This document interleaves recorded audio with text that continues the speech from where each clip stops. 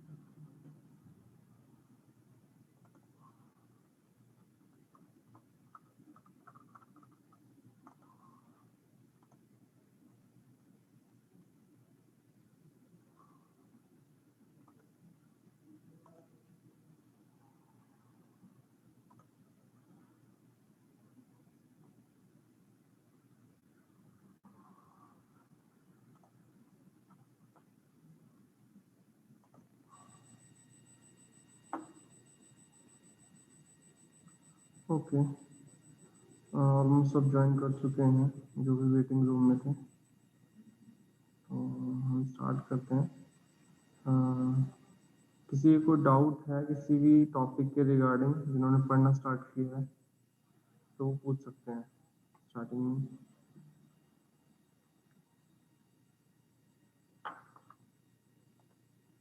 Okay, किसी को doubt नहीं है, हम स्टार्ट करते हैं आज का टॉपिक.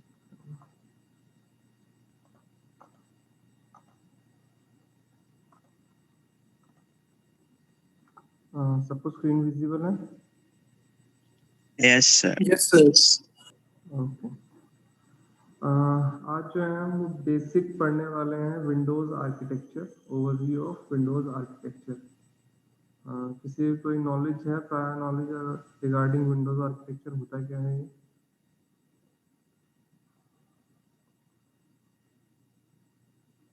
आर्किटेक्चर का मीनिंग क्या होता है? What is the Windows architecture? किसी को कुछ भी आइडिया हो?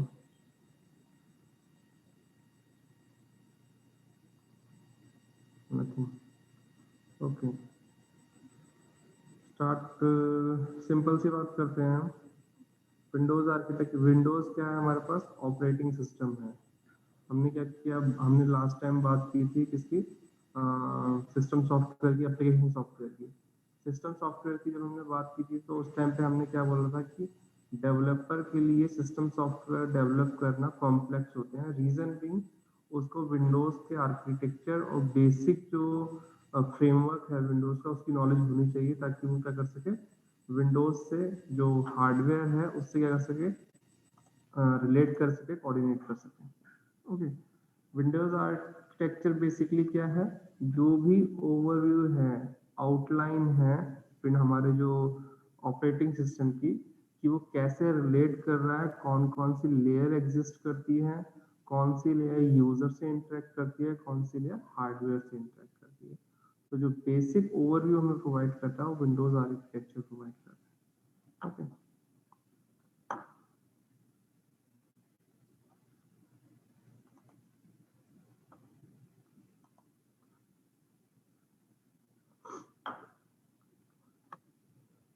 let us start with Windows architecture. The architecture of Windows line of produced and sold by Microsoft. It is layered design. Windows architecture क्या है? एक Microsoft के थ्रू डेवलप किया हुआ और सोल्ड किया गया एक आर्किटेक्चर है जो कि लेयर्ड वे के अंदर डिजाइन किया गया है. Layer design consist of 2 component, user mode and kernel mode. जो हमारा लेयर डिजाइन है वो बेसिकली उसके 2 कंपोनेंट्स हैं. सबसे फर्स्ट यूजर मोड है. यूजर मोड के अंदर क्या है, जितने भी लेयर्स हैं, कंपोनेंट्स हैं, वो यूजर से इंटरेक्ट करते हैं। और जो हमारे कर्नल मोड है, कर्नल मोड क्या है, वो हार्डवेयर से कॉन्टेक्ट करते हैं। कर्नल जो है एज ए इंटरमीडिएट वर्क कर रहा है, ठीक है। और ये दोनों मोड्स जो हैं इनको हम डिटेल में पढ़ेंगे आज की क्लास के अंदर। Starting with the Windows 2000, Microsoft began making 64-bit version of Windows available. Windows 2000 से Microsoft ने 64-bit जो वर्जन है Windows के वो मैन्युफैक्चर स्टार्ट किए। Before this, the operating system only exists in 32-bit version. Windows 2000 से पहले जितने भी ऑपरेटिंग सिस्टम थे वो सब Windows 96, Windows 98, ये जो जितने भी वर्जन थे हमारे 32-bit वर्जन के अंदर available. Okay, this structure is modular structure composed of several type modules. ये जो है मॉड्यूलर स्ट्रक्चर है। मॉड्यूलर स्ट्रक्चर का मतलब क्या होता है, मॉड्यूल्स। मॉड्यूल्स का मतलब अपने जो मान लो तुम्हारे पास कंप्लीट एक टास्क है, उसको तुम स्मॉल पार्ट्स में डिवाइड कर देते हो, तो हम स्मॉल कंपोनेंट्स को हम मॉड्यूल्स बोलते हैं। जैसे क्या होता है, this is structure in module, modular structure composed of several simple modules. These modules are, first one is hardware abstraction layer. Hardware abstraction layer को इन शॉर्ट HALP बोलते हैं, hardware abstraction layer. Next one is kernel and micro kernel, further classified. And the third one is executive services, and then environmental substance, and last one is integral substance. Okay, तो basic architecture के अंदर हमारे पास क्या है, यहाँ पे दो, मैंने यहाँ पे जो है दो इमेजेस ली हैं। तुम अगर ऑनलाइन पढ़ोगे या किसी भी बुक से पढ़ोगे तो तुम्हें हर जगह जो है विंडोज आर्किटेक्चर का डिफरेंट व्यू देखने को मिल सकता है, ठीक है। मैंने यहाँ पे दो ओवरव्यू लिए हैं जो तुम्हें, पहले ये सिंपल है ताकि तुम्हें इसका सिंपल समझ में आ जाए कि आर्किटेक्चर है क्या बेसिक, उसके बाद हम इसको और डिटेल के अंदर एक आर्किटेक्चर व्यू है वो तुम्हें मैं शो करता हूँ। जैसे कि हमने अभी बात करी, जो आर्किटेक्चर है वो दो मोड्स के अंदर बेसिकली डिवाइडेड है। First one is user mode and second one is kernel mode. जैसे कि तुम्हारी स्क्रीन के ऊपर विजिबल है, यहाँ पे एक मेन बस लाइन है इन दोनों कर्नल्स के बीच में। जो अपर पार्ट है ये शो कर रहा है हमारा यूजर मोड, जो लोअर पार्ट है वो हमारा शो कर रहा है कर्नल मोड। कर्नल मोड के अंदर हमारे पास क्या क्या आ जाता है, HAL hardware abstraction layer, hardware abstraction layer के साथ आ जाते हैं हमारे पास device driver, kernel and executive. These all the modules contain the particular functionality that we will discuss in further slides, and the Windows user GDI device driver. तो ये सारे फंक्शनैलिटी जो कंपोनेंट्स हैं किसमें आते हैं, हमारे कर्नल मोड के अंदर आते हैं। जो हमारे यूजर मोड के अंदर आता है system services processes, user application, sub layer DLL, OS, Windows, OS and Windows. ये क्या है, विंडोज एनवायरनमेंट सब सिस्टम्स हैं ये हमारे किसके अंदर, ये जो है बेसिक आर्किटेक्चर है सिंपल व्यू के अंदर, ठीक है। नेक्स्ट जो है मैं तुम्हें शो कर रहा हूँ, ये है हमारा इन डिटेल आर्किटेक्चर। अब जैसे कि मैं तुम्हें दोनों में कंपैरिजन शुरू कर देता हूँ कि इसमें डिफरेंस क्या है, कहाँ पे इन्होंने इसको और एक्सपेंड किया है। सबसे पहले हमारे पास क्या है, हार्डवेयर लेयर है। हार्डवेयर किससे इंटरेक्ट कर रही है, हार्डवेयर एब्स्ट्रैक्शन लेयर HAL जो हमारा हार्डवेयर है, ये हमारा जो इन्होंने पर्पल में शो किया ये हमारा कर्नल मोड है, और यूजर मोड जो है ब्लू के अंदर रिप्रेजेंट किया है, ठीक है। ऊपर जो हमारा हार्डवेयर इसके अंदर सिंपल कर्नल है, यूजर मोड है, HAL शो किया है, और इनका इंटरेक्शन के अंदर इनका जो ग्राफिकल रिप्रेजेंटेशन है वो किया है। अब बात करते हैं इसके अंदर हार्डवेयर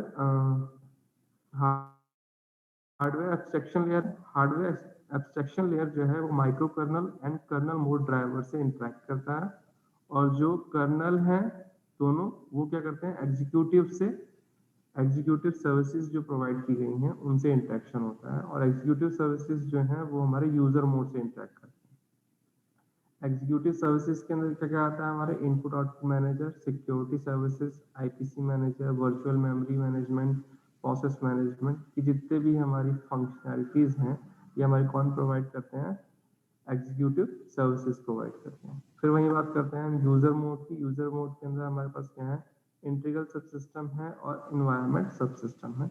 इंटीग्रल सबसिस्टम के अंदर क्या आता है, वर्क स्टेशन सर्विसेज आ जाती हैं, सर्वर आ जाते हैं, सिक्योरिटीज आ जाती हैं। बेसिक इन शॉर्ट क्या आता है हमारे पास इंटीग्रल सिस्टम के अंदर, सर्वर सर्विसेज आती हैं हमारी और सिक्योरिटीज आती हैं। और एनवायरनमेंट सबसिस्टम के अंदर क्या आता है हमारे पास, विंडोज 32, OS एंड OS2। ये हमारे जो कंपोनेंट्स हैं, ये हमारा बेसिक विंडोज आर्किटेक्चर है। ठीक है, जो इसमें याद रखने वाली चीजें हैं वो मेन क्या है, कर्नल मोड है हमारे पास, यूजर मोड है, और उनके बीच में कौन कौन से कंपोनेंट्स एग्जिस्ट करते हैं। क्लियर है? तो हम वन बाय वन अब क्या करेंगे, कर्नल मोड से यूजर मोड की तरफ जितने भी कंपोनेंट हमने यहाँ पे अभी पढ़े हैं उनको हम डिटेल में वन बाय वन डिस्कस करेंगे। किसी को अभी तक कोई डाउट है तो वो पूछ सकता है, हैंड रेज करके हम उसको फर्दर डिस्कस कर सकते हैं। किसी को कोई डाउट है इसमें? हाँ हर्ष बोलो। सर जो अभी हम विंडो यूज कर रहे हैं उसके अंदर 64 बाइट्स हैं कि 32 ही हैं? अभी जो अभी करंट वर्जन हमारा है वो 64 बिट के अंदर अवेलेबल है। एक्चुअली वो 32 और 64 दोनों बिट के अंदर अवेलेबल है। मोस्टली जो एट प्रेजेंट सिस्टम सपोर्ट कर रहा है वो 64 बिट विंडोज ऑपरेटिंग सिस्टम को वो सपोर्ट कर रहा है। ओके ओके चलो,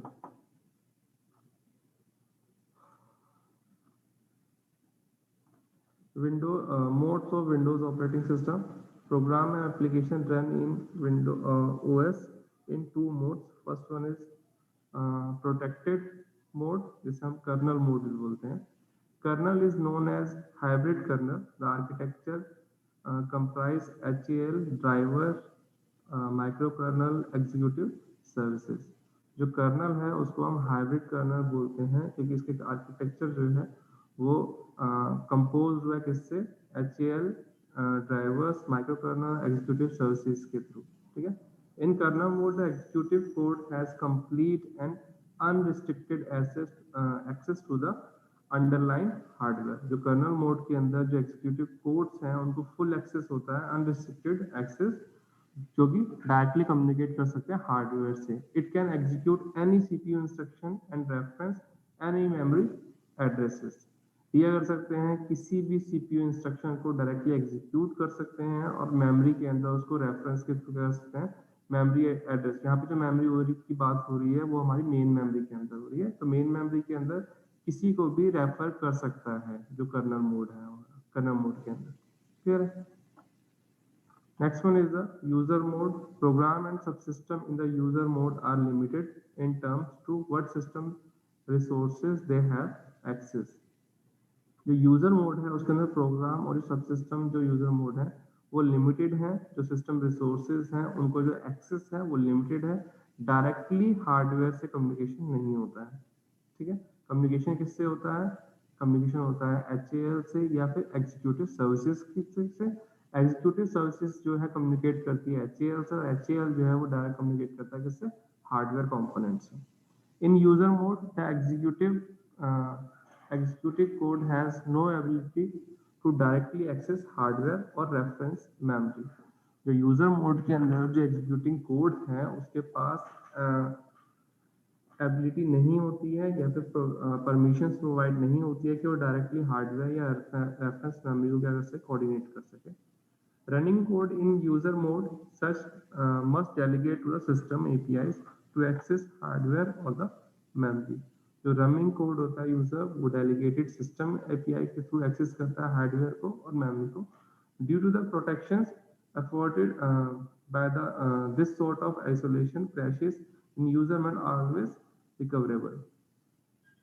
इसी प्रोटेक्शन की वजह से जितने भी अगर कोई भी हमारे सिस्टम क्रैश होते हैं तो वो सबके सब यूजर मोड के अंदर क्या है, रिकवरेबल है, हम उनको रिकवर कर सकते हैं क्योंकि हार्डवेयर लेवल पे उसके ऊपर कोई भी इंटरेक्शन नहीं होता है, हार्डवेयर लेवल पे कोई भी फेलियर नहीं होता है। जो भी सिस्टम जो यूजर जो भी वर्क करता है उसी क्या करता है, उसे अपने टेम्प मेमोरी के अंदर, मेन मेमोरी के अंदर क्या करता है, उसको उसकी एक बैकअप कॉपी जो है हमने एक बात की थी जब हम अभी अपनी सिस्टम यूटिलिटीज पढ़ रहे थे कि जो हमारा ऑपरेटिंग सिस्टम है वो एक रीस्टोर पॉइंट क्रिएट करता है आफ्टर ए टाइम पीरियड।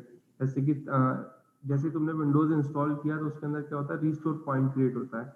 उसके बाद कुछ महीनों बाद में अगर तुमने कोई भी न्यू चेंजेस किए हैं अपने सिस्टम के अंदर तो उसके बाद क्या होता है, वो रीस्टोर पॉइंट क्रिएट करता है। अगर तुम्हारे सिस्टम के अंदर कोई भी सिस्टम क्रैश हो रहा है या कोई प्रॉब्लम आ रही है तो तुम अपने कमांड मोड के अंदर जाकर विंडोज के अपने जो प्रीवियस रीस्टोर पॉइंट है जहाँ पे तुम्हारी सिस्टम की कॉन्फ़िगरेशन बिल्कुल करेक्ट थी, जहाँ पे वो वर्किंग मोड जो था बिल्कुल सही था, तुम वहाँ उस पॉइंट पे जाकर वो डेट और टाइम मेंशन रहता है कि ये रीस्टोर पॉइंट था, तुम वहाँ से जाकर उस पर अपने सिस्टम को रीस्टोर कर सकते हो प्रीवियस सेटिंग्स के साथ। तो उसमें क्या होता है, अगर मान लो कोई भी चेंजेस आते हैं तुम्हारे सिस्टम में जो भी इफेक्ट कर रहे हैं तुम्हारे सिस्टम को, वो सब क्या हो जाते हैं, बाईपास हो जाते हैं और तुम्हारी जो प्रीवियस सेटिंग्स होती हैं उसको वो रिस्टोर कर लेता है। ये फीचर किसकी वजह से आता है, क्योंकि यूजर मोड के अंदर डायरेक्टली एक्सेसिबिलिटी नहीं होती है किसकी, हार्डवेयर की। तो इसके लिए क्या होता है, जितने भी हमारे यूजर मोड के अंदर क्रैशेस होते हैं, आइसोलेशन होते हैं, वो सब क्या होते हैं, रिकवरेबल होते हैं।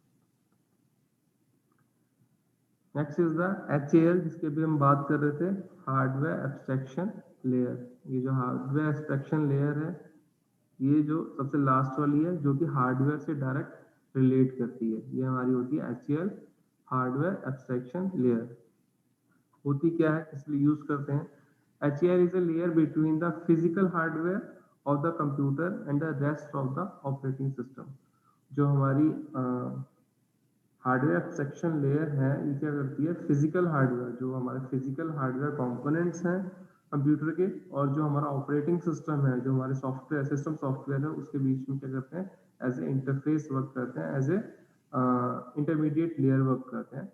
It was designed to hide differences in the hardware and provide a consistent platform on which the kernel is run. क्या करते हैं, जो हार्डवेयर के अंदर वेरियस डिफरेंसेस एग्जिस्ट करते हैं उनको क्या करते हैं, हाइड करने के लिए वर्क करते हैं, ताकि जो हमारा कर्नल है वो एफिशिएंटली वर्क कर सके। The HAL include hardware specific code that control input output interface, interrupt controller and multiple processor. जो हमारा HAL है वो हार्डवेयर स्पेसिफिक कोड के साथ क्या करता है, कंट्रोल करता है हमारे इनपुट आउटपुट इंटरफेसेस को, इंटरप्ट्स को और मल्टीपल प्रोसेसर्स को। तो ये सब वर्किंग किसकी होती है, हमारी HAL की होती है। Next is the kernel. What is the meaning, हमने कर्नल को पहले भी डिस्कस किया है, कर्नल क्या होता है, ठीक है। तो Windows kernel is known as a hybrid kernel. इसको हाइब्रिड कर्नल क्यों बोला जा रहा है, क्योंकि ये क्या करता है, हमारे जितने भी अदर कंपोनेंट्स हैं उनके साथ कोऑर्डिनेट करके एग्जीक्यूशन करता है। The kernel works very closely with the HAL। HAL stand for hardware abstraction layer. It schedule the activities to perform by the CPU। ये करता है जो भी CPU ने एक्टिविटी शेड्यूल की है उनको ये परफॉर्म करता है। Kernel synchronise activity among the processor to optimise performance. Kernel का वर्किंग क्या है, जितनी भी एक्टिविटीज या फिर जो एग्जीक्यूशन हमारी इंस्ट्रक्शंस है उनको क्या करता है, एक्टिवेट करता है CPU के थ्रू, जो भी शेड्यूल्स है उनको एक्टिवेट करके एग्जीक्यूट करता है, प्लस सिंक्रोनाइज करता है एक्टिविटीज को, ताकि ऑप्टिमाइज्ड वे के अंदर जो हमारा सिस्टम है, जो प्रोसेसर है, उसका हम यूज कर सकें। Kernel mode stop user mode services and application from accessing critical area of the operating system that should not be accessed to। जो कर्नल मोड है वो हमारे यूजर मोड को जो भी क्रिटिकल सेक्शंस हैं उनकी जो रिस्ट्रिक्शन है उनको बाउंड कर सकता है, उनको एक्सेस को वजह से लिमिट कर सकता है, जिनको जो नॉर्मल यूजर मोड है उसको एक्सेस नहीं करना चाहिए। तुम लोगों ने देखा होगा कर्नल मोड और यूजर मोड के अंदर जो एग्जांपल क्या है, अगर कोई लाइनक्स पे वर्क करता है तो लाइनक्स के अंदर एक होता है नॉर्मल यूजर, एक होता है रूट यूजर। वैसे ही विंडोज के अंदर क्या होता है, हमारे पास एक एडमिन होता है और बाकी क्या होते हैं, यूजर्स होते हैं हमारे। अगर तुम्हारे एडमिन मोड के अंदर अगर उसने नॉर्मल यूजर को परमिशन दे रखी है सारी, तो तुम्हें कोई भी परमिशन लेने की जरूरत नहीं पड़ती है। बट इन केस अगर तुम्हें कहीं पे कोई चेंजेस करने हैं अपने सिस्टम के अंदर, नॉर्मल यूजर के अंदर, जैसे कि जब तुम कॉलेज के अंदर जब तुम आओगे तो यहाँ पे लाइनक्स ऑपरेटिंग सिस्टम का यूज हो रहा है कुछ लैब्स के अंदर, तो वहां पर क्या है, एक HMR ITM, एक एडमिन क्रिएट किया गया है, उसके बाद यूजर प्रोफाइल क्रिएट किया गया है। तो यूजर के अंदर क्या है, यूजर जब भी कोई चेंजेस का सिस्टम के अंदर करने के लिए ट्राई करेगा तो वो क्या करेगा, एडमिन की परमिशंस मांगेगा। तो वो क्या है हमारे पास, उसने क्या किया, रिस्ट्रिक्ट कर दिया है यूजर्स को कि वो जस्ट लिमिटेड ही, जिसका जितनी उसको जरूरत है वो वही उतनी ही एक्शंस परफॉर्म कर सकता है। तुम अगर कहीं पे किसी ऑर्गेनाइजेशन में जाओगे, जैसे कि HCL हो गया, इन्फोसिस हो गए, तो वहां पर क्या है, सिस्टम तुम्हें प्रोवाइडेड है, तुम वहां पे सारी वर्किंग कर सकते हो, बट तुम वहां से डेटा मूव नहीं कर सकते हो सिस्टम से। तुम वहां पे पेन ड्राइव को लगाकर पेन ड्राइव में डेटा कॉपी नहीं कर सकते हो। वहां पे क्या है, रिस्ट्रिक्शंस प्रोवाइड की गई हैं हार्डवेयर के ऊपर, तुम उनके डेटा का मूव नहीं करें, क्योंकि उनका जो डेटा होता है सेंसिटिव होता है, जो उनका जो सेंसिटिव होता है वो डेटा जो होता है उनका, उनकी कंपनी के लिए, तो क्या करते हैं उसके ऊपर रिस्ट्रिक्शंस जो होते हैं वो लगाते हैं। ऐसे ही यहाँ पे यूज जो कॉलेज के पॉइंट ऑफ व्यू से कॉलेजेस क्या करते हैं, स्टूडेंट्स जो है कोई भी सॉफ्टवेयर जो कि जरूरत नहीं है उसको इंस्टॉल ना करें, तो रिस्ट्रिक्शन से क्या होता है, वो जैसे ही तुम उसको इंस्टॉल करने के ट्राई करते हो तो वो क्या करता है, तुम्हें परमिशंस मांगता है एडमिन की। ठीक है, तो ये फीचर्स कहाँ से प्रोवाइड किए जाते हैं, ये हमारे कर्नल एक्टिविटीज के थ्रू होती हैं, क्योंकि जो हमारे कर्नल मोड के ऊपर क्या करते हैं, वो रिस्ट्रिक्ट कर सकता है हमारे यूजर मोड को। The kernel mode driver exists in 3 level. जो कर्नल मोड का जो ड्राइवर है वो 3 लेयर्स के लेवल के ऊपर क्या करते हैं, एग्जिस्ट करता है। एक होता है highest level driver, intermediate level and low level drivers. उन्होंने क्या किया है, जो कर्नल मोड के ऊपर जो ड्राइवर्स हैं उनको कैटेगराइज कर दिए हैं उनके प्रायोरिटी की बेसिस के ऊपर। Next one is a microkernel. The microkernel is a collection of programs that can provide tasks such as address space management, thread management, inter-process communication (IPC).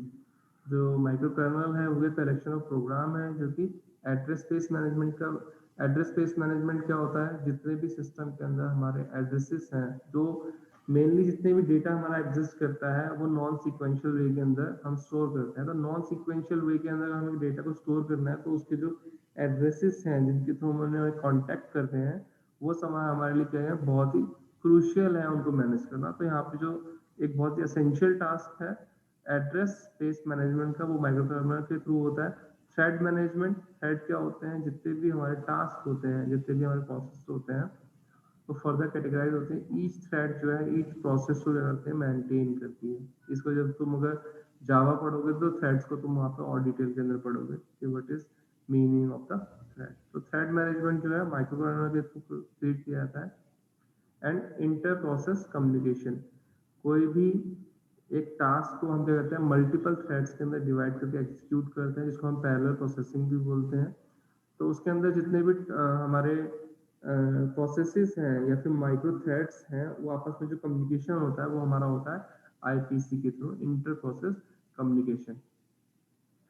The microkernel along with the window kernel to make the operating system work efficiently। जो microkernel है वो क्या करता है, window colonel के साथ work करता है ताकि हमारा विंडोज का जो ऑपरेटिंग सिस्टम है वो एफिशिएंटली वर्क कर सके। ओके, किसी को भी अगर कोई डाउट है या फिर कुछ हो तो वो हैंड रेज कर सकता है इन बिटवीन। ठीक है,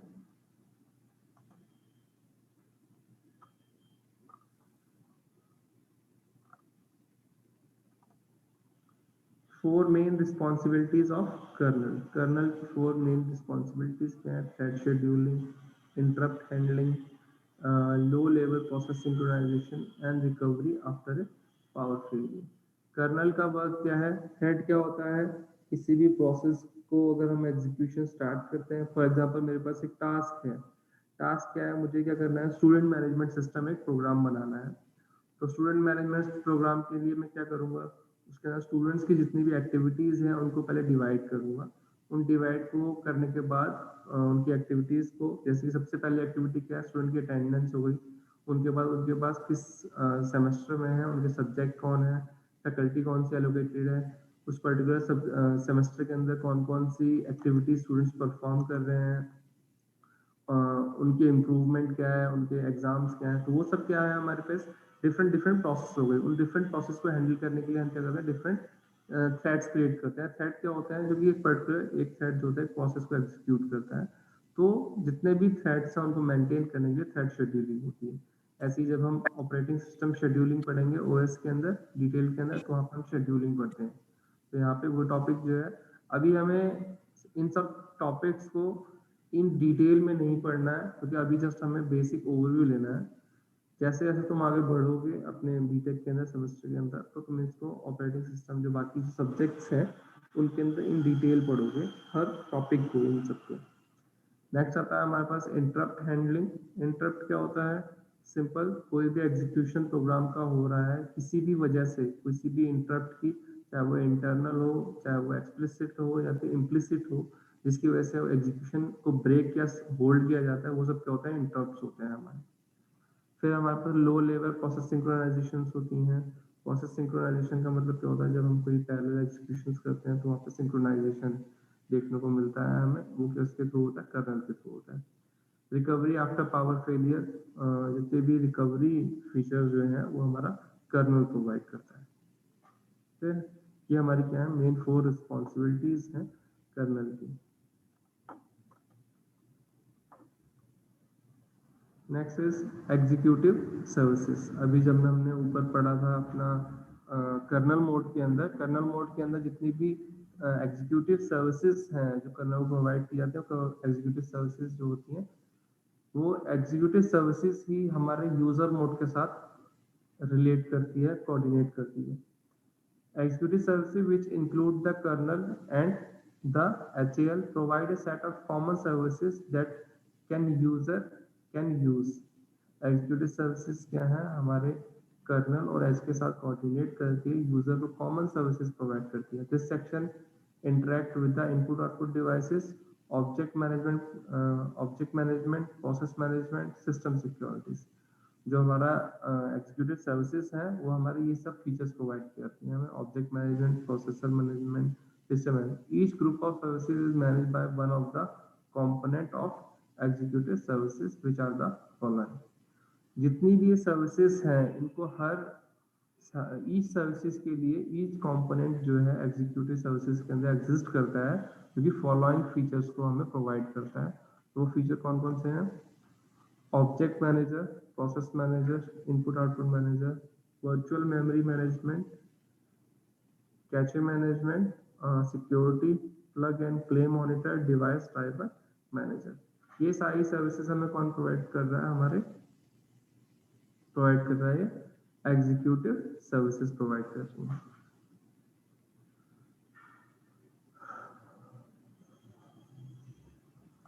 So first one is the object manager. Object manager provide the rules for the retention, naming, security of an object. Object can be for anything.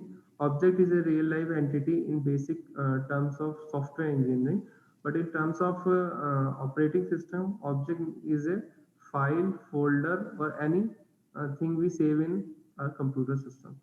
तो यहाँ पे मेंशन किया है उन्होंने, ऑब्जेक्ट मैनेजर काम क्या है, उसको रिटेन करना, रीनेम करना और सिक्योरिटी प्रोवाइड करना हमारे ऑब्जेक्ट थ्रू। ऑब्जेक्ट क्या है, हमारे फाइल्स, फोल्डर जो कि हमारे फाइल सिस्टम में स्टोर होते हैं। हम उनको डिलीट भी कर सकते हैं, उनको डुप्लीकेट भी कर सकते हैं। ओके, तो ये सब किसका काम होता है, हमारे ऑब्जेक्ट मैनेजर का होता है। Objects are manipulated by the standard set of methods such as create, open, close, delete, name and security. Security के अंदर हमारे पास क्या है, परमिशंस आ जाती हैं। रीड राइट की, रीड की परमिशन तुमने देखा होगा, जब अभी तुम क्या करते हो रीड राइट के लिए, हाँ, अभी तुम जैसे अटेंडेंस फिल करते हो ऑनलाइन, जब तुम्हें लिंक प्रोवाइड किया जाता है, तुम्हें क्या किया जाता है, एडिट मोड प्रोवाइड किया जाता है, तुम अपनी अटेंडेंस फिल कर सकते हो। जब तुम अटेंडेंस फिल कर देते हो तो उसको जाके प्रोटेक्टेड कर दिया जाता है। तो जस्ट तुम्हारे पास वो क्या होता है, व्यू मोड के अंदर अवेलेबल होता है। तो ये क्या होता है, सिक्योरिटी प्रोवाइड की जाती है डेटा को। ठीक है, तो ये किसके थ्रू होता है, हमारे ऑब्जेक्ट मैनेजर के थ्रू होता है। Next is the power management. Power manager deal with the power event like a power of, stand by, hibernate. ये जितने भी हमारे फीचर्स होते हैं कि हम जैसे तुमने देखा होगा, आप तो स्लीप मोड आता है, हाइबरनेट मोड आता है, तुम्हारा स्टैंड बाय होता है, तो ये सब किसके थ्रू होता है? Power grid. Windows 2000 support all the latest standard in the power management include the advance power management. तुम लोगों ने अभी हम जब हम बैटरीज की लैपटॉप्स की बात कर रहे थे, कौन सा अच्छा होता है बैटरी पे, तो हम तुम लोगों में से काफी स्टूडेंट ने मुझे एक दिन बताया था कि बैटरीज के लिए क्या होता है, बहुत सारे फीचर्स सब क्या है वो अवेलेबल है, एडवांस फीचर, कि हम उसको एफिशिएंटली अपनी जो लाइफ टाइम है बैटरीज की वो करके एनहांस कर सकते हैं अगर हम उसको एफिशिएंटली यूज करते हैं। ठीक है, तो ये सब चीजें कौन प्रोवाइड करता है हमें? ये पावर मैनेजर के थ्रू प्रोवाइड की जाती हैं, क्योंकि पावर मैनेजर का फीचर कहाँ से आता है? हमारा एग्जीक्यूटिव सर्विसेज के through. Next is the process manager. Process manager manage the creation and the deletion of the process. जितने भी प्रोसेसेस होते हैं उनको मैनेज करने के लिए हमारे पास प्रोसेस मैनेजर होता है। तो मोस्टली जो है नेम से जो है, जो भी हमारे पास एग्जीक्यूटिव सर्विसेज हैं, तुम्हारा जो काम है वो क्या है? इन सर्विसेज को याद रखना। इनके बारे में अगर तुम्हें इनका नाम याद होगा, पावर मैनेजमेंट, प्रोसेस मैनेजमेंट, तो इनकी वर्किंग जो है वो बहुत सिंपल है, इनके नेम से ही तुम कोरिलेट कर सकते हो। ठीक है, मैं तुम्हें एग्जाम के पॉइंट ऑफ व्यू से बोल रहा हूँ, बाकी तुम्हें इन सब की बेसिक नॉलेज होनी चाहिए, इन सब जो एग्जीक्यूटिव सर्विसेज है। It provide standard set of services for creating and using processes. Process started by the create process routine which load any document dynamic link library that user can process and create primary thread। Process हम क्या करते हैं? कोई भी process को create कर सकते हैं, प्रोसेस क्रिएट प्रोसेस कीवर्ड्स का यूज करके, जो कि डायनामिकली क्या करते हैं, जो भी उसके साथ लिंक लाइब्रेरी है उसको इंपोर्ट करते हैं, एग्जीक्यूशन स्टार्ट करते हैं। ठीक है, तो ये चीज क्या करते हैं, इसकी थ्रू हम प्राइमरी थ्रेड को क्रिएट करते हैं। Every dynamic link library or executable file that is loaded into address space of the process identified by the instance handle। जो भी लाइब्रेरी या फिर एग्जीक्यूटिबल फाइल है वो एड्रेस के थ्रू लोड की जाती है, वो किसके थ्रू आइडेंटिफाई की जाती है? इंस्टेंस हैंडलर के थ्रू। ओके, ये तो हमारा बेसिक प्रोसेस मैनेजर।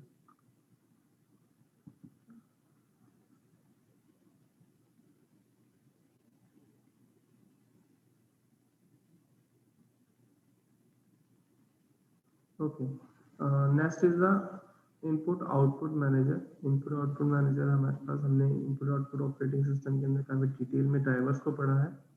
ये जो ड्राइवर्स हैं हमारे, उन सबको मैनेज कौन करता है? इनपुट आउटपुट मैनेजर उनको मैनेज करता है। उनकी जितनी भी एक्टिविटीज होती है, हमारे ड्राइवर्स जो कि एग्जिस्ट करते हैं, हमने बहुत डिटेल के अंदर ड्राइवर्स को पढ़ा है। Input output manager manage all the input and output for the operating system. It's upon all file system, driver, hardware, devices, drivers and network drivers.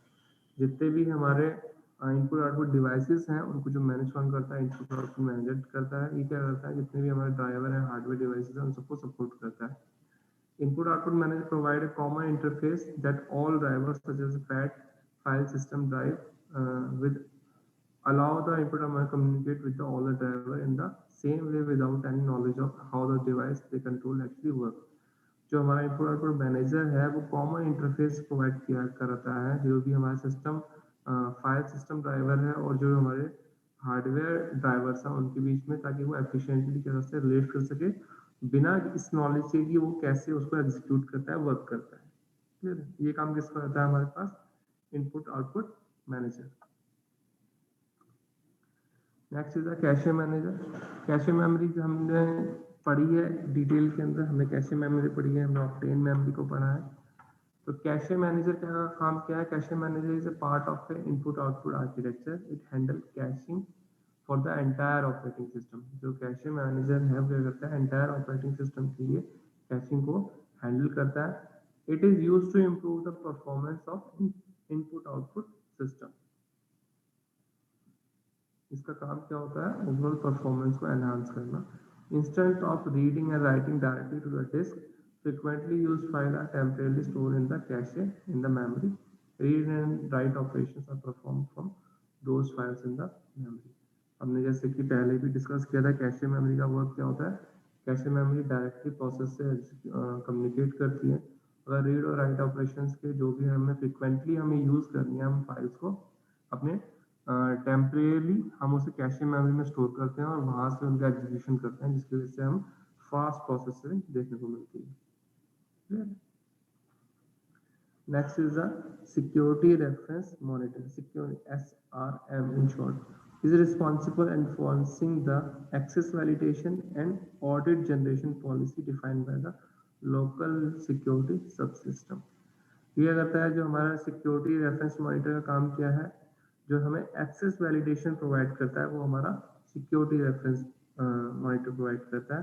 और ऑडिट जनरेशन पॉलिसीज क्या होती हैं हमारी, ऑडिट का मतलब क्या होता है, उनको मॉनिटर करना और उनको जो गाइडलाइंस है, पॉलिसीज हैं, उनको रेगुलेट करना। ये क्या करवाता है हमारा सिक्योरिटी रेफरेंस मॉनिटर के थ्रू होता है हमारा।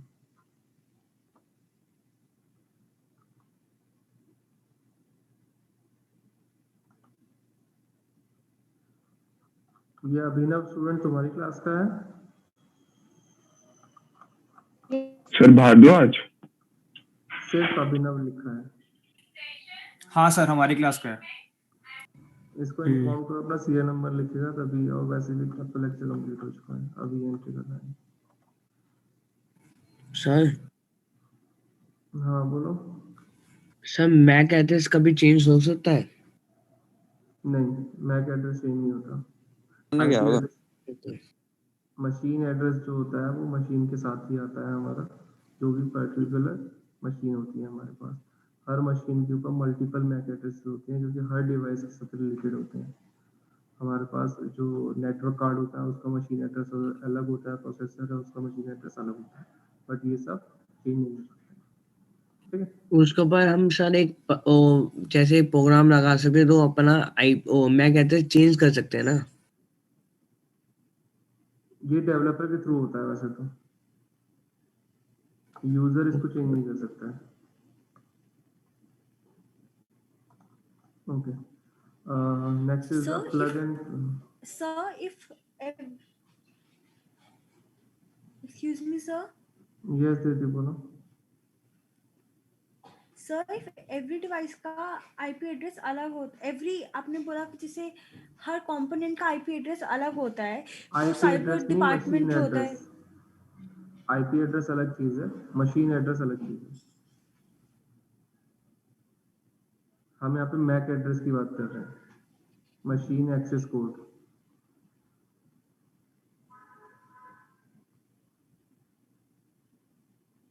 ज्योति तुम्हारी आवाज नहीं आ रही है। हेलो,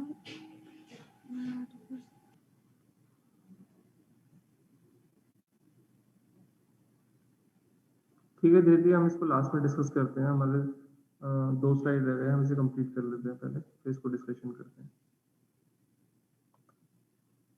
तुम लोगों को मैं attendance link share,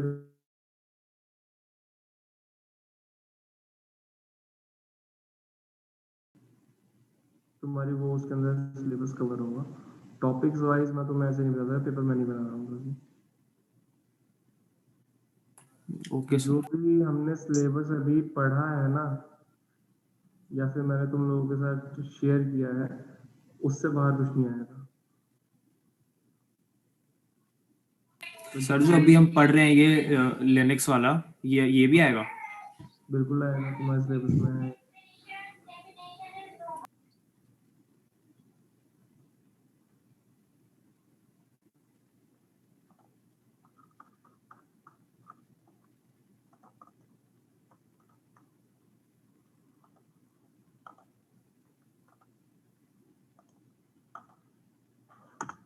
attendance link तुम लोगों को मैंने चैट के अंदर शेयर किया है। काफी स्टूडेंट अटेंडेंस पहले से मार्क कर दी है, जो बच्चे हैं वो अटेंडेंस मार्क करते हैं। हाँ हर्ष बोलो।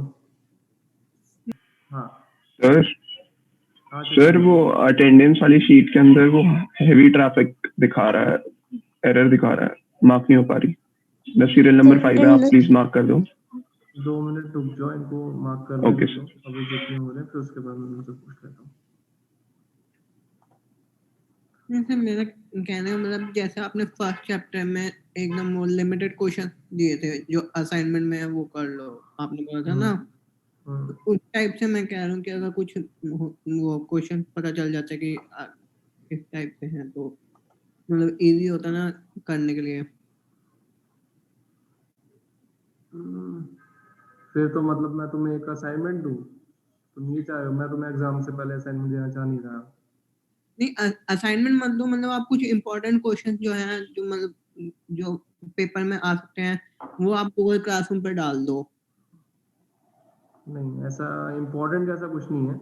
सिलेबस बहुत लिमिटेड है तुम्हारा, बहुत छोटा है, ऐसा भी कुछ नहीं है कि उसके अंदर कुछ ज़्यादा बहुत कुछ डिटेल के अंदर है। तो बाकी ऐसा कुछ नहीं है। इम्पोर्टेंट जो है, जो भी टॉपिक्स तुम्हें स्पेसिफिक तुम्हें दिए गए हैं पीपीटीज के अंदर, मुश्किल से तुम्हारी 5 या 6 पीपीटीज होंगी, ज़्यादा भी नहीं है। जस्ट उनको पढ़ लोगे तो बेसिक तुम्हारा उसी में क्लियर हो जाएगा। बाकी अगर तुम्हें लगता है कोई टॉपिक और डिटेल में तुम्हें पढ़ना चाहिए तो वो तुम पढ़ सकते हो। बेसिक इंफॉर्मेशन जो है तुम्हें वो दे दी गई है सब चीज़ों की। और सर पेपर में फर्स्ट और सेकंड यूनिट 2 ही यूनिट्स आएंगी हमारी। हाँ, जो हमारे इंटरनल्स होंगे उसके अंदर फर्स्ट और सेकंड यूनिट आएगी, और फाइनल जो होते हैं उसके अंदर कंप्लीट सिलेबस आता है। ठीक है। हाँ, अब मुझे बताओ, अटेंडेंस 33 स्टूडेंट सर की लीव कर अटेंडेंस वहाँ सकते पर हैं। है। नहीं, लीव तो नहीं कर सकते। एक पीपीटी रह रही है हमारी, हम उसको डिस्कस कर लेते हैं पहले, उसके बाद लीव कर देना। 2 पीपीटी से प्लग एंड प्ले मैनेजर का काम क्या होता है? जितने भी तुम अभी विंडोज़ के अंदर चेंजेस देख रहे हो कि विंडोज़ 95 से स्टार्ट हुआ था प्लग एंड प्ले। जिसको किसको बोलते हैं हम? प्लग एंड प्ले का मतलब क्या होता है? तुमने कोई कंपोनेंट लिया, कोई हार्डवेयर लिया, उसे जस्ट यूएसबी पोर्ट के अंदर या फिर सर्कुलर पोर्ट के अंदर तुमने जस्ट इंसर्ट किया और उसने क्या किया, वर्क करना स्टार्ट कर दिया। तो वो क्या है, वो जो फीचर जो है तुम्हें प्रोवाइड किया जाता है वो प्लग एंड प्ले मैनेजर के थ्रू प्रोवाइड किया जाता है। Plug and play, which made in first appear with the Microsoft Windows 95. It features of Windows 2000 and feature of 2000. Changes have been made with the system within the system architecture of Windows 2000 to accommodate with the this facilities. तो ये क्या होता है, जो भी plug and play का जो feature है ये हमारा किसने प्रोवाइड किया था स्टार्टिंग में? Windows 2000 से। Okay. Next is our device manager. Allow you to check the status of your hardware devices to update the device drivers for the hardware installed on your computer. Device manager हमने अपनी first class के अंदर ही देखा था, जिसके अंदर हमारे पास क्या था, लिस्ट ऑफ डिवाइसेस थे जो कि हमारे सिस्टम में एग्जिस्ट करते हैं, और उसके अंदर कोई भी ड्राइवर्स जो है वो इंस्टॉल है, वो उसके अंदर तुम उसको अपडेट कर सकते हो। तो ये फीचर कहाँ से आता है तुम्हारा? डिवाइस मैनेजर का जो फीचर है तुम्हारा एग्जीक्यूटिव सर्विसेज प्रोवाइड करता है। क्लियर? तो ये जितने भी अभी हमने सर्विसेज प्रोवाइड पढ़े हैं, ये 8-9 तरीके से, ये सब हमें क्या पर कौन प्रोवाइड करता है हमें? ये जो होते हैं ये एग्जीक्यूटिव सर्विसेज के थ्रू प्रोवाइड होते हैं। ओके। लास्ट में हमारा जो यूजर मोड के अंदर हमारे पास क्या आता है? इंटीग्रल सबसिस्टम्स आते हैं हमारे। इंटीग्रल सबसिस्टम का काम क्या होता है? Integral subsystem perform essential operating system functions such as security. Security क्या होता है? Create security tokens and rights. Security token and right permission to user accounts. तो ये सिक्योरिटी फीचर्स जो है ये तुम्हारे इंटीग्रल सबसिस्टम प्रोवाइड करते हैं। Accept user login request and initiate authentication. User की जो लॉगिन रिक्वेस्ट है उसको एंटरटेन करते हैं, उसके बाद क्या करते हैं? ऑथेंटिकेशन इनिशिएट करते हैं। तो ये किसके अंदर आता है? तुम्हारे सिक्योरिटी के अंदर आता है। सिक्योरिटी कौन प्रोवाइड करता है? तुम्हारा integral subsystem bye operating system. Last जो होता है हमारा विंडोज वर्क स्टेशन सर्विसेज आती हैं। Work station services allow Windows 2000 computer to access the network. Work station services क्या करता है? तुम्हारे विंडोज के जो नेटवर्क एनवायरनमेंट है उसको ऊपर क्या करता है? वर्क करने की परमिशन प्रोवाइड करता है। ये जो फीचर है ये विंडोज 2000 से हमारे विंडोज के अंदर आया था। Provide API to access the network redirection. ये क्या करता है? एपीआई को एक्सेस प्रोवाइड करता है कि वो नेटवर्क के अंदर दे सकता है रीडायरेक्शन, या फिर जो एनवायरनमेंट्स है हमारे उनको भी क्या कर सकता है? ये एक्सेस कर सकता है, कोऑर्डिनेट करके फीचर्स प्रोवाइड कर सकता है। तो ये जो हमारा क्या था, बेसिक ओवरव्यू है तुम्हारा विंडोज ऑपरेटिंग आर्किटेक्चर का। नेक्स्ट लेक्चर के अंदर हम जो है लाइनक्स का आर्किटेक्चर पढ़ने वाले हैं। विंडोज का और लाइनक्स का आर्किटेक्चर ऑलमोस्ट सेम है, जिसको हम डिस्कस करेंगे। ये जो पीपीटी है तुम्हें मैं अभी थोड़ी देर के अंदर शेयर कर दूंगा तुम्हारे गूगल क्लासरूम के ऊपर। किसी को कोई भी डाउट है या क्वेश्चन है तो वो पूछ सकता है।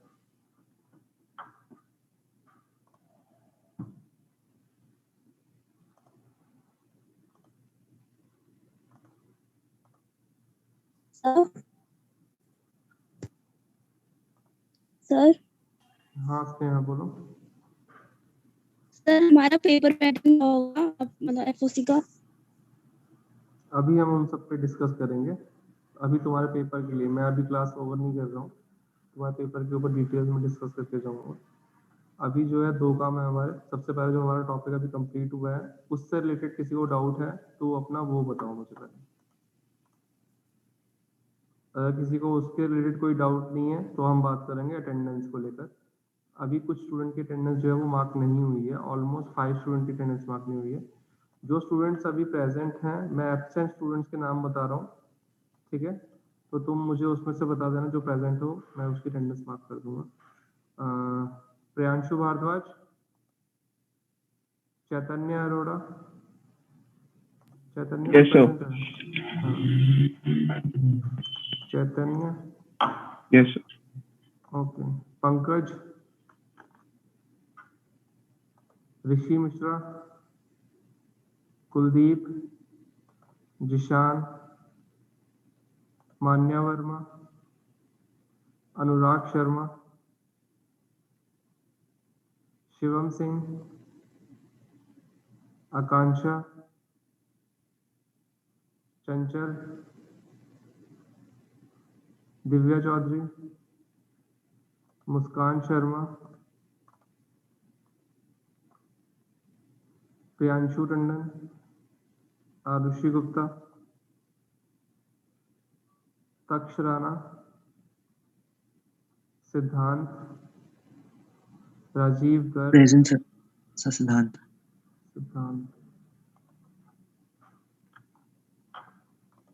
राजीव गर्ग और सोबिया। 37 स्टूडेंट। अभी भी 2 स्टूडेंट की अटेंडेंस मार्क नहीं हुई है। कोई स्टूडेंट है जिसकी अटेंडेंस नहीं लगी हो या फिर कोई इशू आया हो तो वो एक बार बता सकता है अटेंडेंस मार्क नहीं हुई है।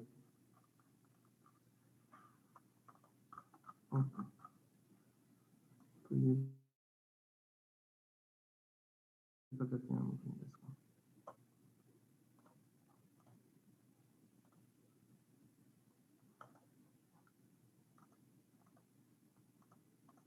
हाँ, अब जिसको लेक्चर लीव करना है वो लीव कर सकते हैं, कोई इशू नहीं है।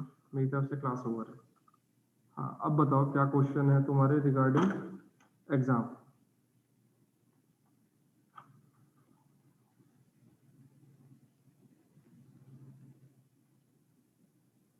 सब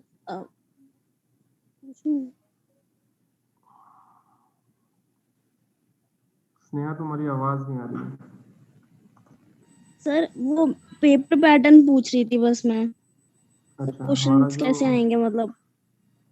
जो पेपर होता है वो तुम्हारा 30 मार्क्स का पेपर होगा। 30 मार्क्स के पेपर के अंदर तुम्हारा फर्स्ट क्वेश्चन जो होता है वो तुम्हारा कंपलसरी होता है, जिसके अंदर डिपेंड करता है जो पेपर बना रहा है वो 5 to 7 क्वेश्चंस आते हैं। उसके अंदर चॉइस होती है, उसमें से तुम्हें एनी 5 या 4 क्वेश्चंस कर सकते हो। फर्स्ट क्वेश्चन के अंदर मतलब सब पार्ट्स होते हैं 5 to 6 क्वेश्चंस के। फर्स्ट क्वेश्चन जो होता है वो कंपलसरी होता है, ठीक है, सबको करना होता है। फिर उसके बाद second, third, fourth 3 question further provide किए जाते हैं तुम लोगों को। 3 क्वेश्चंस जो होते हैं उनके फर्दर सब पार्ट्स होते हैं 2, जो कि उन तीनों में से तुम्हें कोई भी 2 करने होते हैं। ये डिपेंड करता है फर्दर उसके ऊपर जो पेपर बना रहा है वो तुम्हें चॉइस देता है या सिर्फ 3 ही क्वेश्चन देता है जो तुम्हें तीनों करने होते हैं। वरना यूनिवर्सिटी लेवल के ऊपर तुम्हें चॉइस दी जाती है फर्स्ट क्वेश्चन जो कि कंपलसरी होता है, जिसके अंदर हमारे पास नंबर्स ऑफ क्वेश्चंस होते हैं 5 to 7 क्वेश्चंस, उसमें तुम्हें टॉप एनी 5 क्वेश्चन का फीचर प्रोवाइड किया जाता है। सेकंड, थर्ड, फोर्थ 3 क्वेश्चंस होते हैं, उनमें से कोई 2 करने होते हैं तुम्हें। Okay sir. जो फर्स्ट क्वेश्चन के अंदर मोस्टली जो क्वेश्चंस आते हैं वो 2 मार्क्स के होते हैं, और जो सेकंड, थर्ड और फोर्थ क्वेश्चंस होते हैं वो 10 मार्क्स के होते हैं, जिसके अंदर फर्दर कैटेगरीज होती हैं तो 5 मार्क्स के 2 क्वेश्चंस होते हैं। टाइम जो होता है वो तुम्हारा 1.5 आवर का होगा, 1.5 घंटे का टाइम होगा तुम लोगों के पास। इसे पेपर पेन शायद पेपर ये होने वाला है, जो कि नॉर्मल होता था हमारा, तो वही होगा, पेपर पेन क्वेश्चन होगा तुम्हारा। सर फर्स्ट क्वेश्चन कितने मार्क्स का आपने बताया था?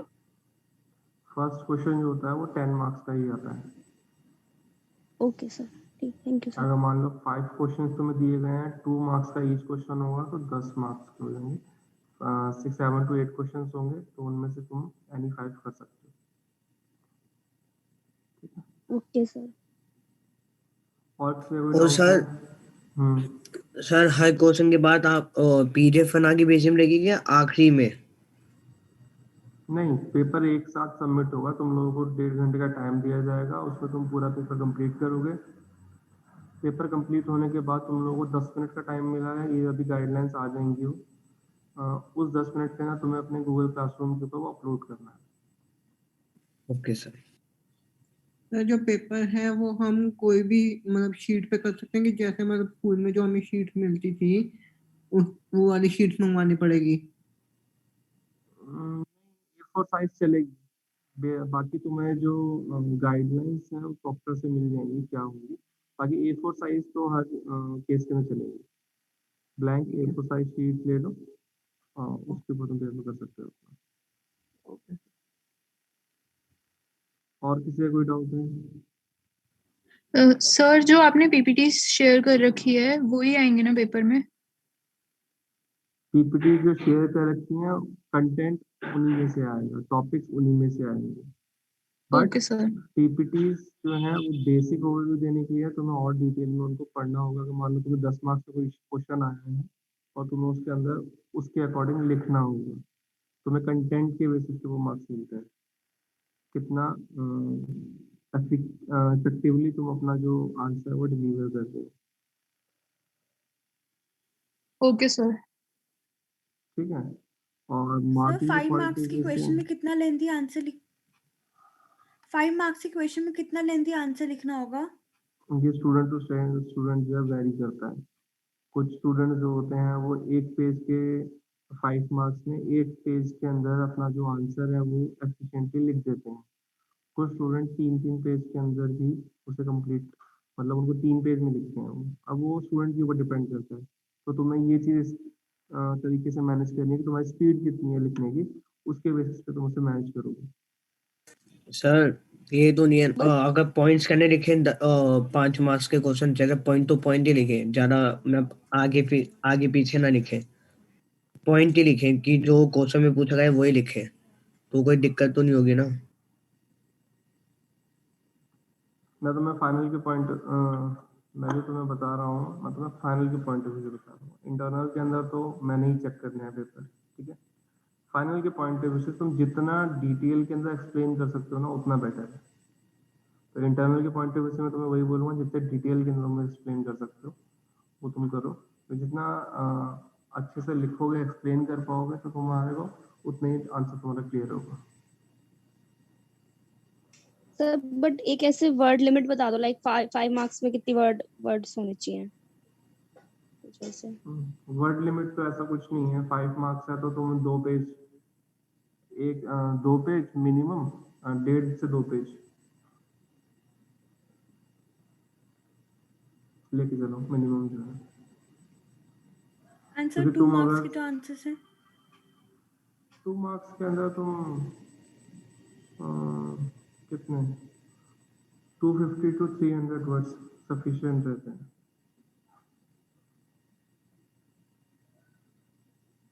ठीक है, और किसी को कुछ पूछना है?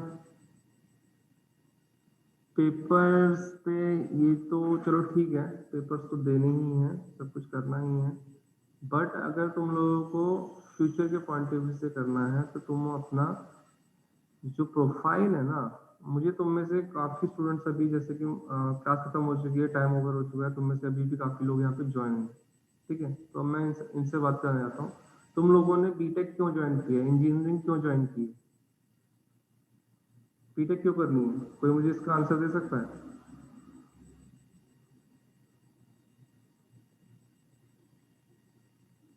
क्या तो वो है कि हाँ मेरे दोस्त ने करी है तो मैं भी कर रहा हूँ, मेरा भाई ने की थी मैं भी कर रहा हूँ, पेरेंट्स ने कहा कर रहा हूँ, या फिर मेरा मन था मैं इसलिए कर रहा हूँ? किसी का कोई ऐसा जवाब है? बीटेक किस लिए ज्वाइन की है? मुझे सिंपल सा एक क्वेश्चन का आंसर चाहिए। हाँ हाँ बोलो। सर जो रीजन आपने दिया एक तो वो भी है, और जिस तरह से टेक्नोलॉजी भी बढ़ रही है तो उस हिसाब से हमें टेक्नोलॉजी के बारे में जानने के लिए इसलिए हमने बीटेक ज्वाइन करी है। टेक्नोलॉजी चलो ठीक है, प्रैक्टिकल लाइफ पे आ जाओ, प्रैक्टिकल पॉइंट ऑफ व्यू से बात करते हैं। टेक्नोलॉजी ठीक है, मान लो तुम्हारा काम जो है, क्या काम है तुम्हारा, तुम्हें मैंने एक कंप्यूटर दे दिया है, उस कंप्यूटर के ऊपर तुम्हारी जॉब क्या है, तुम्हें एक्सेल के ऊपर डेटा फिल करना है, तुम्हें कोई मतलब नहीं है सी प्रोग्रामिंग क्या होती है, सी प्लस प्लस प्रोग्रामिंग क्या होती है, ठीक है। टेक्निकल सब भूल गए, तुम्हारे किसी उसमें नहीं आया, तुम बचपन से पढ़ते आ रहे हो ना, a square plus b square equal to 2ab, तो फॉर्मूले जितने भी पढ़े हैं तुमने, ए स्क्वायर वाले जितने भी पढ़े हैं, कहीं पे कोई यूज आया तुम्हारा? अभी तक तो नहीं आया, पर आगे फ्यूचर में यूज आएगा, मतलब ठीक है वो ना। चीज तो हम आएगी। बात कर रहे हैं प्रैक्टिकल पॉइंट ऑफ व्यू से, वो तुम्हारी बेसिक नॉलेज के लिए तुम्हें वो सब चीजें आनी चाहिए, ठीक है। मैथमेटिकल पॉइंट ऑफ व्यू से जो हमारा ब्रेन डेवलपमेंट है, जैसे जैसे जितना तुम एक्सप्लोर करते हो नॉलेज को, उतना ही तुम्हारा ब्रेन डेवलप होता है, तुम्हारा जो IQ लेवल है वो एनहांस होता है, वो सब चीजें पढ़ने जरूरी थी इसलिए हमें पढ़ाई गई है, ठीक है। प्रैक्टिकल पॉइंट ऑफ व्यू से अगर मैं बात करूँ, हमारा मेन मोटिव क्या होना चाहिए कि मुझे बीटेक करनी है, तो बीटेक के बाद दो चीजें हैं, या तो मुझे जॉब करनी है, जॉब ज्वाइन करनी है। अब जॉब ज्वाइन करने के लिए तुम्हें क्या करना है, अपने आप को प्रिपेयर करना है, तो उसके लिए मुझे क्या आना चाहिए, मुझे मार्केट के लेवल के ऊपर, मार्केट में जो लेवल है, जो स्टैंडर्ड है, उसके अकॉर्डिंग मुझे नॉलेज होनी चाहिए, बेसिक नीड है। अब सिंपल सी बात है, तुम्हारे पेरेंट्स ने तुम्हें फीस पे करके तुम्हें ज्वाइन कराई है, उसका रीजन क्या है, वो चाहते हैं कि तुम्हारा कैरियर स्टैब्लिश हो और तुम कुछ करो, तो उसके लिए तुम्हें करने के लिए क्या करना पड़ेगा, ये सब्जेक्ट्स जो हैं इनको पढ़ना है, नॉलेज गेन करनी है, ठीक है, ये सब चीजें हैं, बट वर्क किस पे करो, अपने प्रोफाइल पे वर्क करो, अपने आप पे वर्क करो, अपनी नॉलेज पे वर्क करो, क्योंकि इन फ्यूचर तुम्हारे को मार्क्स मिल जाएंगे, सब कुछ हो जाएगा, सब कुछ हो जाएगा, सब कुछ मैनेज किया जा सकता है, बट इन द एंड अगर तुम्हारे पास नॉलेज नहीं है, तुम्हारे पास मार्क्स है बट तुम उसको जस्टिफाई नहीं कर पा रहे हो, तो उसका कोई मीनिंग नहीं है, क्लियर है। तो अपने आप को उसके अकॉर्डिंग प्रिपेयर करो कि तुम अगर मार्क्स तुम्हारे आ रहे हैं तुम उसको जस्टिफाई कर सको, और तुम्हारी जो नॉलेज है वो रिफ्लेक्ट होनी चाहिए।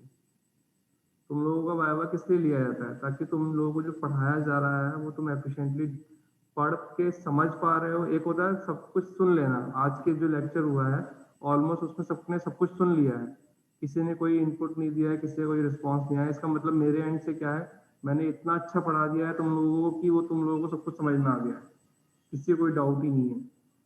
या तो एक पॉइंट ऑफ व्यू ये भी होता है बच्चों का कि हाँ हमने पढ़ लिया है, हम इसको और डिटेल में पढ़ेंगे और उसके बाद हम क्या करेंगे, अगर कोई डाउट आएगा तो वो पूछ लेंगे, तो वो सिनेरियो भी मुझे अभी तक तुम लोगों में नहीं मिला है।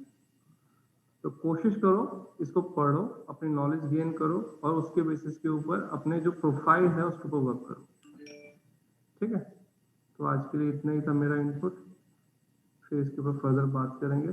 प्लस टेक्निकल जैसे कि अगर कोई भी इवेंट होते हैं टेक्निकली उसमें पार्टिसिपेट करना है इन फ्यूचर, जो भी होते हैं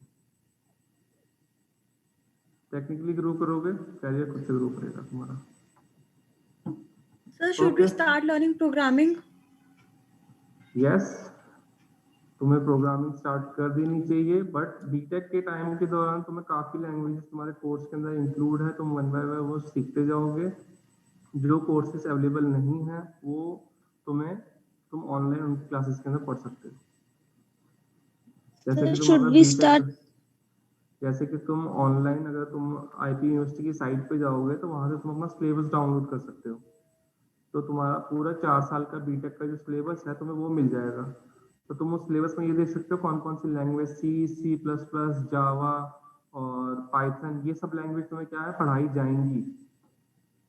ठीक है, तो उनको ना पढ़ के तुम जो लेटेस्ट टेक्नोलॉजी है जैसे बिग डेटा है, मशीन लर्निंग है, तुम वो सबको पढ़ सकते हो। आईओटी है, इसको भी मैं ये नहीं कह रहा इन डिटेल में जाओ, बहुत डिटेल में जाओ, बेसिक नॉलेज होनी चाहिए तुम लोगों को कि तुम्हें किसी भी कॉन्सेप्ट पे बात की जाए तो तुम उसको इंटरेक्टिव वे के अंदर आंसर कर पाओ। ठीक है, और कुछ? Sir, मतलब should we start learning development programs like web development और ये Android वगैरह जो होते हैं, इनमें से कोई स्टार्ट करना चाहिए इस टाइम पे? अभी तुम्हें वेब डेवलपमेंट या फिर कोई भी एंड्रॉयड एप्लीकेशन के लिए बेसिक एक लैंग्वेज आनी चाहिए, पहले तुम्हें वो आनी चाहिए, उसके बाद तुम इनकी तरफ जा सकते हो। जैसे सर हमने 12th तक C++ करी थी, तो एडवांस करना पड़ेगा पहले, फिर होगी वेब। एडवांस अगर तुम जावा सी प्लस प्लस पढ़ी है, सी प्लस प्लस सफिशियंट है। सी शाह है, जैसे डॉटनेट के साथ सी शाह की जरूरत पड़ती है। एंड्रॉयड के साथ जो है, एंड्रॉयड के साथ जो है तुम लोगों को क्या करना पड़ता है, बैकेंड के ऊपर सी प्लस प्लस के अंदर, सी के अंदर प्रोग्रामिंग होती है, जावा के अंदर होती है, तुम पे डिपेंड करता है कौन से प्लेटफॉर्म पे यूज करते हो। तो अभी जो है बेसिक जो तुम्हारी अभी जो स्टैंडर्ड है उसी के अकॉर्डिंग चलेंगे। बिल्कुल अभी तुम्हारे को क्या है, नेक्स्ट सेमेस्टर के तुम्हारे सी होगी, सी लैंग्वेज होगी, सी को पढ़ेंगे। उसके बाद जिन्होंने पढ़ी हुई है वो जो अभी एट प्रेजेंट लेटेस्ट टेक्नोलॉजी है वो उनको पढ़ सकते हैं। बाकी टेक्निकल आर्टिकल लिखना स्टार्ट करो। तुम लोगों को अभी शायद सर्कुलेट हुआ होगा, मैं पता नहीं मुझे हुआ है नहीं हुआ है, तो टेक्निकल आर्टिकल लिख सकते हो तुम, जो कॉलेज की मैगजीन के अंदर प्रिंट हो सकता है। ठीक है, तो वो सब चीज़ों के अंदर पार्टिसिपेट करो तो धीरे धीरे तुम खुद ग्रो करोगे। और जो भी एक्टिविटी तुम्हें करवाई जाती है कॉलेज के अंदर, वो तुम्हारे करिकुलम के अंदर काफ़ी डिस्कशन के बाद उसे इम्प्लीमेंट किया गया। तो उसके अंदर जितने अच्छे से पार्टिसिपेट करोगे उतना ज़्यादा ग्रो करोगे तुम लोग। ठीक है, जैसे कि कभी अभी आगे चल के तुम्हारे पास पीपीटीज होंगी, प्रेजेंटेशन होंगी, काफ़ी स्टूडेंट्स होते हैं उससे बचने की कोशिश करते हैं कि बोलेंगे कोई क्या सोचेगा। किसी के सोचने से कोई फर्क नहीं पड़ता। 4 साल बाद तुम में से यहाँ पे जो भी तुम्हारे क्लास में जो फ्रेंड्स हैं, काफी स्टूडेंट्स जो होंगे तुम्हारे लाइफ टाइम के फ्रेंड्स बन जाएंगे। ठीक है, जो तुम्हारे लाइफ टाइम के फ्रेंड्स हैं वो तुम्हारे साथ ग्रो होंगे, तुम्हें ग्रो होते देखेंगे, तो बहुत सारे फेलियर्स भी देखेंगे तुम्हारे, और तुम्हारे अचीवमेंट्स भी देखेंगे। तो उन सब से हेजिटेट होने के लिए, शर्माने की, उन सब की जरूरत नहीं है। अपना को इम्प्रूव करने के पॉइंट ऑफ व्यू से आगे बढ़ो। ठीक है, और जो लोग तुम्हारे फ्रेंड्स नहीं है, लाइफ टाइम में आगे काम नहीं करने, तुम्हें उनसे वैसे भी फर्क नहीं पड़ना चाहिए। ठीक है, काफी है आज के लिए। चलो, यस सर। ओके, आज की क्लास ओवर करते हैं, और जो भी टॉपिक तुम्हें दिए हैं उनको पढ़ना। अगर कोई डाउट आता है तो हम नेक्स्ट क्लास में उसे डिस्कस करेंगे। Okay, thank you everyone.